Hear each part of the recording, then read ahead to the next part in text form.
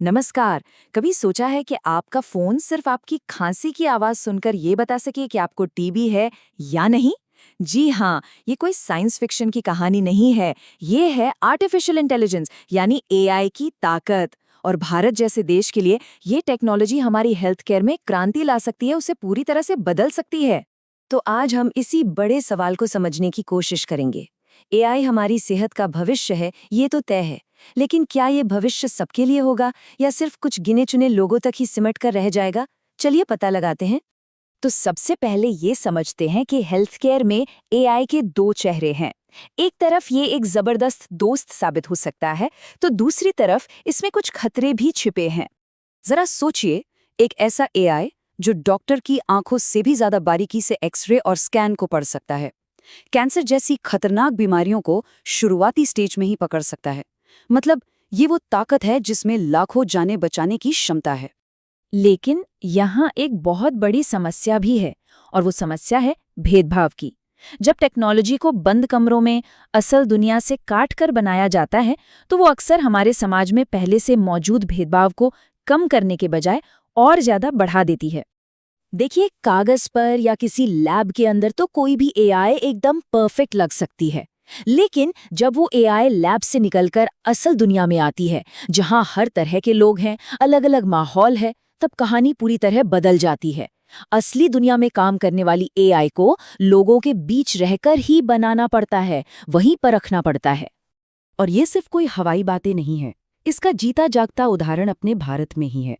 Wadhwani AI ने एक app बनाया जो खांसी से टीबी का पता लगाता है। लेकिन उन्होंने पाया कि ये ऐप मर्दों में तो काफी सही काम कर रहा था, पर महिलाओं में नहीं। सोचिए, ये एक साफ साफ उदाहरण है कि एक अच्छी नीयत से बनी टेक्नोलॉजी भी कैसे भेदभाव कर सकती है। तो सवाल ये है कि इस भेदभाव की समस्या का हल क्या है?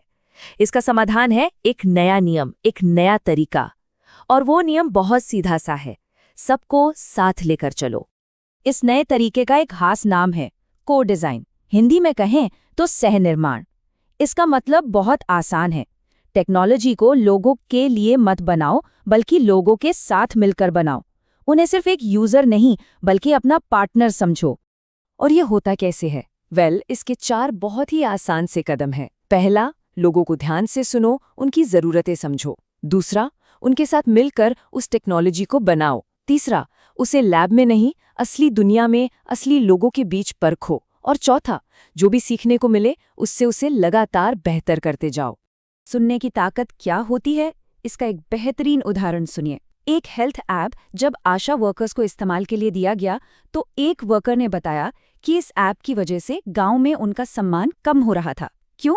क्योंकि लोगों को लगता था कि सारे जवाब तो फोन दे रहा है, आशा वर्कर की तो कोई जरूरत ही नहीं। ये बात दिखाती है कि सिर्फ टेक्नोलॉजी बनाना काफी नहीं है, उसके इंसानी पहलू को समझना भी उतना ही जरूरी है।